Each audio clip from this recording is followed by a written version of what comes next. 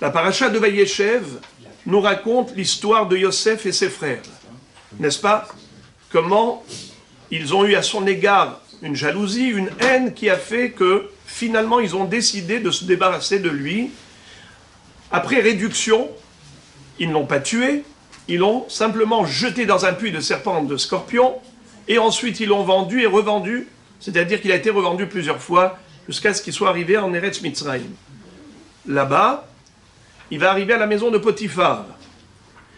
Et on le sait très bien que la femme de Potiphar est tombée amoureuse de lui. Elle a tout fait pour essayer de l'avoir, de le séduire. Elle n'a pas réussi. Et après, elle a même menacé que s'il se refusait, alors elle le mettrait en prison. Il n'a pas eu peur, il ne s'est pas laissé intimider. Il lui a dit, Dieu libère les prisonniers. Il a dit, je vais te crever les yeux. Hachem rend la vue aux aveugles. Je vais te courber la silhouette. Hachem les redresse. Hachem pokeach ivrim. Hachem zokef kefufim. Hachem atir asurim. Ça, c'est ce qui s'est passé au début, mais après, elle est passée carrément de la menace à l'acte. Elle a fait mettre en prison. Elle a posé des cris « Au secours, au secours !» Il est venu pour me violer. Ce jeune-là que mon mari a amené, à qui il a fait confiance. Et c'est ce qui s'est passé, que Potiphar l'a fait mettre en prison. Il y a passé 12 années de sa vie. Mais juste avant, on nous parle d'abord du Yosef, donc on a dit qu'il a été vendu, mais il y a comme une parenthèse, il y a une histoire qui est hors sujet entre parenthèses. C'est l'histoire de Yehuda avec Tamar. Yehuda va se marier. Ensuite, il va avoir avec cette femme 3 enfants. Le premier s'appelle Er, le second Onan, le troisième va s'appeler Shelah. Son fils Er s'est marié avec une jeune fille qui s'appelait Tamar. Tamar était d'ailleurs la fille de Shem ben Noach, Malkit Tzedek. Elle perd son mari. Er est mort parce que, nous le savons, qu'il perdait sa semence, il ne voulait pas qu'elle enlaidisse, il voulait garder, conserver, préserver sa beauté, donc il ne voulait pas qu'elle tombe enceinte, et Akadosh Baruch Hu, donc l'a puni, il est mort prématurément. Yehuda va donc donner Tamar à son fils Onan.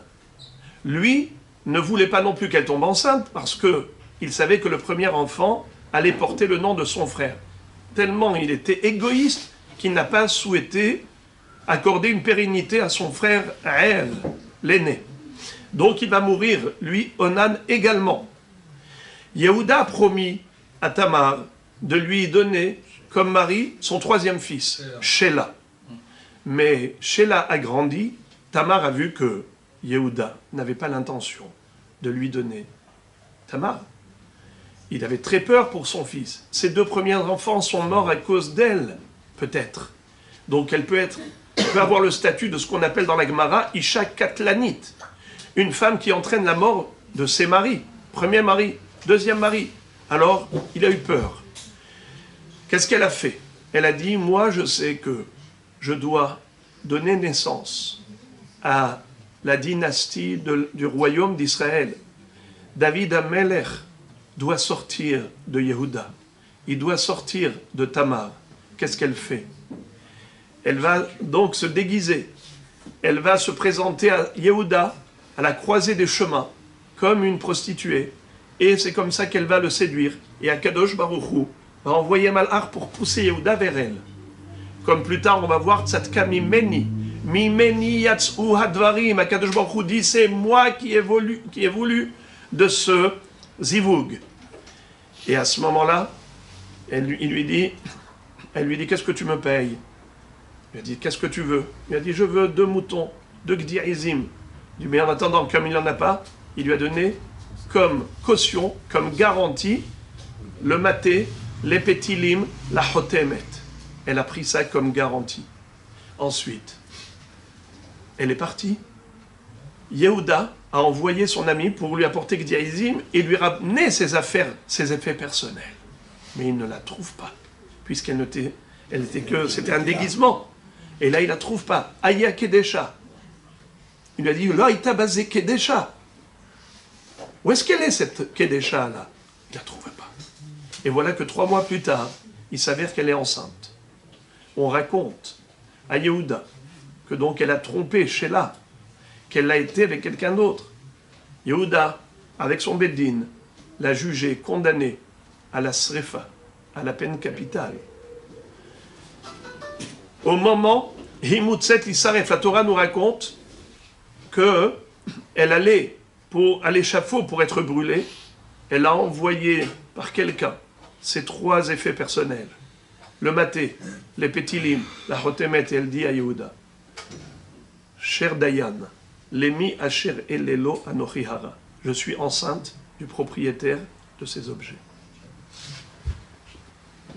Yehuda va dire Tzadka Mimeni. Elle a eu raison. Mimeni Himeru Beret. Ramenez-la. Et il a sauvé. Hachamim nous disent que elle n'a pas voulu lui faire honte en public. Elle a dit, s'il accepte de reconnaître lui-même Hinematov, sinon si on me tue, on me brûle, eh bien j'accepte. De là, la Gemara déduit une halakha. Noach lo l'adam she yapil atzmo lekipshana esh ve'al yalbin pene haveru. Mieux vaut pour une personne qu'elle se laisse jeter dans une fournaise ardente plutôt que d'humilier quelqu'un en public. Ça, c'est l'histoire de Tamar.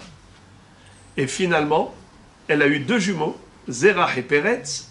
Peretz qui va être l'ascendant de David Amelech, comme on retrouve dans le livre de Ruth. À la fin de Ruth, on voit toute l'ascendance, toute l'échelle hiérarchique, c'est-à-dire l'arbre généalogique depuis Peretz jusqu'à David Amelech. Alors, Rashi nous dit, quel est le rapport entre ce sujet et celui de la femme de Potiphar? Quel est le rapport entre ces 2 sujets? Ils sont juxtaposés. Rashi dit quelque chose d'incroyable. De la même façon que ce qu'a fait Tamar, d'aller à la croisée des chemins et de se présenter comme une zona pour attirer Yehuda, c'était les Shem Shamaim, pour donner naissance à la dynastie de David Amelech, à la maison royale d'Israël. Ainsi, la femme de Potiphar, quand elle a voulu séduire Yosef, c'était parce qu'elle avait vu, au travers d'une vision astrologique, qu'elle allait avoir des enfants de Yosef. Et sa kavana, nous dit Rashi, c'était les Shem Shamaim, comme Tamar, qui a voulu avoir des enfants de Yehuda. Où était l'erreur de la femme de Potiphar? Où était l'erreur? C'est qu'elle a cru que c'était d'elle. Elle devait avoir une relation incestueuse avec Yosef. Elle était mariée, cette femme. Elle n'avait pas le droit d'aller avec Yosef. Elle croyait que malgré tout, vu que les signes astrologiques lui annonçaient que oui, il fallait qu'elle ait une descendance avec lui, eh bien il fallait réaliser cela. Pour elle, c'était l'accomplissement de la volonté divine. Donc c'était les Shem Shamaim. Exactement comme Tamar qui a été séduire Yehuda. On rêve à Rabotai. Où est l'erreur? Chachamim nous disent que non. Ce n'était pas elle qui allait donner naissance à cette descendance de Yosef, c'était sa fille. Asnat bat Potiphera. Et qui était Asnat? Potiphar était stérile. Il n'avait pas d'enfant, Potiphar. La femme de Potiphar ne pouvait pas avoir d'enfant. Elle a eu 2 enfants adoptifs. Yosef et Asnat. Yosef qui était chez lui pendant un certain temps en tant que serviteur, et Asnat. Vous savez comment Asnat est arrivé en Mitzrayim? Asnat était la fille de Dina. Lorsqu'elle a été violée par Shechem ben Hamor, elle est tombée enceinte, et elle a eu cette fille. Cette fille Dina était une tâche dans la famille de Yaakov Avinu. Les tribus, c'est-à-dire tous les enfants de Yaakov Avinu, n'ont pas pu supporter la présence de Asnat parmi eux. C'était la révélation de ce viol. Akezona terasset achotenu, quoi, notre sœur c'est une zona, c'est une prostituée, notre sœur Dina, Hasve Shalom.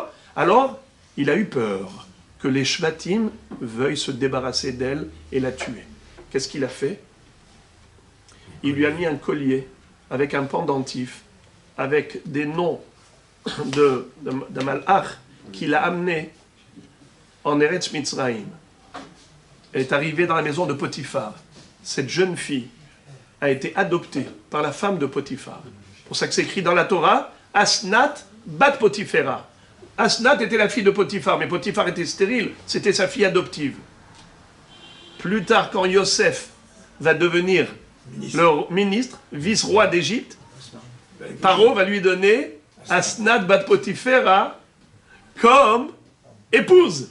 Yosef se marie avec qui? Avec sa nièce. Elle va lui lancer le collier, il va reconnaître le collier. Nahon, exactement, bravo. Quand elle a lancé le collier, comme toutes les filles égyptiennes qui ont lancé des bijoux sur le carrosse royal où se trouvait Yosef, il a vu ça, il voit l'écriture de son père. Et il a regardé, il a vu, c'est elle. Eh bien, il va se marier avec Asnat. Asnat va lui donner 2 enfants, Ephraim et Ménaché. Bon, Rebbe Rabotai, qu'est-ce qu'elle a vu, Madame Potiphar, qu'est-ce qu'elle a vu dans les signes du zodiaque? Qu'est-ce qu'elle a vu au travers de l'astrologie? Elle a vu qu'elle devait avoir des enfants avec Yosef. En fait, son erreur, c'est pas elle, c'est que c'est sa fille adoptive qui va avoir des enfants avec Yosef.